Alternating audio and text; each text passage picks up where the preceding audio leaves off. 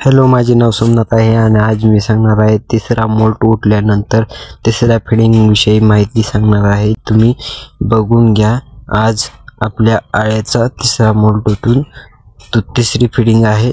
तरी तुम्ही अशा प्रकारे आपल्या आळ्याची क्वालिटी आणि साईज पहा।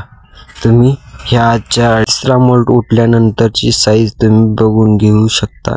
अशा प्रकारे आपल्या आळ्याची साईज आहे। तसेच आपल्या आळ्याची शिफ्टिंग करायची आहे। तुम्ही पाहू शकता व खाल्ल्या रॅक वरून वरच्या रॅक वर शिफ्टिंग करायची आहे। तरी ह्या खाल्ल्या रॅक वरून वरच्या रॅक वर शिफ्टिंग करण्याची आहे। तर तुम्ही बघू शकता अशा प्रकारे खाल्ल्या रॅक वरून वरच्या रॅक वर शिफ्टिंग करायची चालू आहे।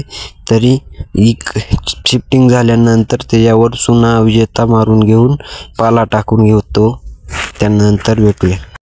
आळ्यांवर पावडर मारून घेतल्यानंतर पाला आणायचा चालू आहे। तुम्ही बघू शकता अशा प्रकारे पाला आणायचा चालू आहे।